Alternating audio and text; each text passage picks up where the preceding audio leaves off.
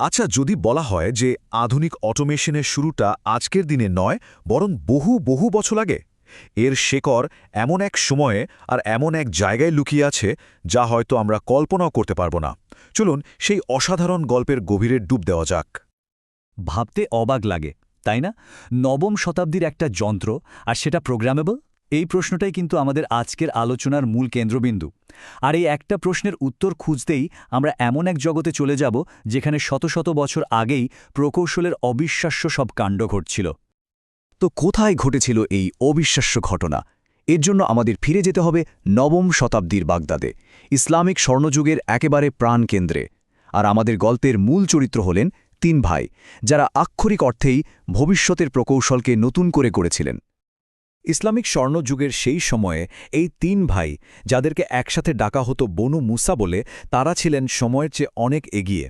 তাদের জানার আগ্রহ ছিল অদম্য, আর প্রতিভা ছিল অসাধারণ। তারা শুধু পুরনো জ্ঞান নিয়ে বসে থাকেননি, বরং সেই জ্ঞানের ওপর ভিত্তি করে এমন কিছু তৈরি করেছিলেন যা ছিল কল্পনারও বাইরে। এখন প্রশ্ন হল, আমরা এত কিছু জানলাম কি করে?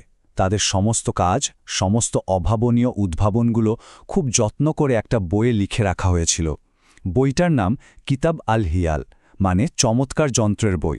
আর এই বইটাকেই বলা যায় অটোমেশনের একটা প্রাচীন নীলনকশা।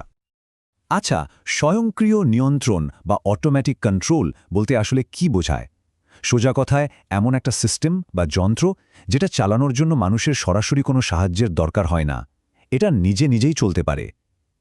একবার ভাবুন তো, এই সহজ কিন্তু যুগান্তকারী ধারণাটাই কিন্তু আজকের দিনের সমস্ত আধুনিক প্রযুক্তির একেবারে মূল ভিত্তি। তাদের কিছু কিছু উদ্ভাবনের কথা শুনলে তো অবাক হতে হয়। যেমন ধরুন, এমন ভালভ যা নিজে থেকেই খোলে বা বন্ধ হয়, কিংবা খুব উন্নত টাইমিং ডিভাইস। এমনকি তারা ফিডব্যাক মেকানিজমের একেবারে প্রাথমিক রূপও তৈরি করে ফেলেছিলেন, মানে এমন একটা সিস্টেম যেটা নিজের কাজ নিজেই পরীক্ষা করে ভুল হলে শুধরে নিতে পারে। এগুলো তো সেই সময় থেকে শত শত বছর এগিয়ে থাকা চিন্তাভাবনা। এই কথাটা তাদের কাজের গুরুত্ব বোঝানোর জন্য যথেষ্ট।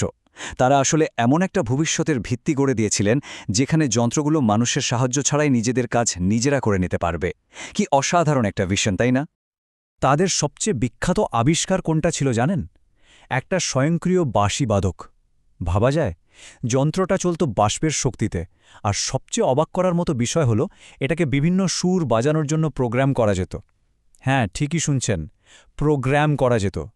এটাই সম্ভবত পৃথিবীর প্রথম প্রোগ্রামেবল যন্ত্রগুলোর একটা। আজকের যে রোবটিক্স বা কম্পিউটিং, তার মূল ধারণা কিন্তু এখানেই লুকিয়ে আছে। কিন্তু তাদের প্রতিভা এখানেই শেষ নয়। তারা শুধু বাষ্পশক্তি ব্যবহার করেননি, তারা বাতাসকে কাজে লাগিয়ে এমন ঝর্ণা ডিজাইন করেছিলেন যা নির্দিষ্ট সময় পর পর নিজে থেকেই নিজের আকার আর প্যাটার্ন বদলে ফেলত। মানে প্রাকৃতিক শক্তি ব্যবহার করে অটোমেশন। আজকের দিনে আমরা যাকে বলি সাস্টেইনেবল টেকনোলজি বা টেকসই প্রযুক্তি, তার ছোঁয়া কিন্তু আমরা এখানেই দেখতে পাচ্ছি। তো এতক্ষণ তো আমরা অতীতের কথা শুনলাম। চলুন এবার একটা লাফ দিয়ে বর্তমানে চলে আসি। দেখি প্রাচীন বাগদাদের সেই সব ধারণাগুলো আজকের স্মার্ট হোম পর্যন্ত কিভাবে পৌঁছে গেল আর আমাদের জীবনকে বদলে দিচ্ছে। একদিকে নবম শতাব্দী আর অন্যদিকে একবিংশ শতাব্দী, মাঝখানে প্রায় 1000 বছরের ব্যবধান। এই বিশাল টাইম গ্যাপটাই চোখে আঙুল দিয়ে দেখিয়ে দেয় যে বনু মুসা ভাইয়েরা তাদের সময় থেকে ঠিক কতটা এগিয়েছিলেন। তাদের কাজগুলো যেন ছিল ভবিষ্যতেরই এক একটা প্রতিধ্বনি। এই সংযোগগুলো দেখলে সত্যিই অবাক হতে হয়। তাদের সেই স্বয়ংক্রিয় বাঁশিবাদক, ওটাই তো আজকের প্রোগ্রামেবল রোবোটিক্সের আদিরূপ। তাদের ফিডব্যাক মেকানিজমের ধারণা, ওটাই এখন আমাদের বাড়ির স্মার্ট এসি বা হিটারের মতো ক্লাইমেট কন্ট্রোল সিস্টেমে কাজ করছে। আর সেই বায়ুচালিত ঝর্ণা, সেটা তো আজকের টেকসই শক্তি প্রযুক্তির এক দারুণ অনুপ্রেরণা। আসলে আজ তাদের সেই মূলনীতিগুলো কোথায় নেই? ম্যানুফ্যাকচারিং ইন্ডাস্ট্রি থেকে শুরু করে লজিস্টিক্স, আমাদের স্মার্ট হোম, এমনকি চালকবিহীন গাড়ি, এই সব কিছুর পেছনেই কিন্তু সেই একই অটোমেশনের ধারণা কাজ করছে। এর প্রভাবটা যে কতটা ব্যাপক তা ভাবা যায় না। তবে প্রযুক্তির এই জয়যাত্রার একটা অন্য দিকও আছে। এই অগ্রগতির সাথে সাথে কিছু খুব গুরুত্বপূর্ণ প্রশ্ন আর চ্যালেঞ্জও কিন্তু আমাদের সামনে এসে দাঁড়িয়েছে। অটোমেশন আমাদের কাজকে অনেক সহজ করে দিয়েছে, দক্ষতা বাড়িয়েছে, এটা নিয়ে কোনো সন্দেহ নেই। কিন্তু প্রশ্ন হলো, এর জন্য আমাদের কি মূল্য দিতে হচ্ছে? এই প্রশ্নটা আমাদের মুদ্রার অন্য পিঠটা দেখতে বাধ্য করে। আজকে আমরা যে সমস্যাগুলোর মুখোমুখি হচ্ছি, তার অনেকগুলোই এই ব্যাপক অটোমেশনের ফল। যেমন ধরুন, বহু মানুষ চাকরি হারাচ্ছে, আমাদের ব্যক্তিগত তথ্যের গোপনীয়তা নিয়ে বড়সড় প্রশ্ন উঠছে, কৃত্রিম বুদ্ধিমত্তাকে কিভাবে নৈতিকভাবে ব্যবহার করা হবে সেই বিতর্কও কিন্তু চলছে। এই সবগুলোই আমাদের সমাজের উপর গভীর প্রভাব ফেলছে।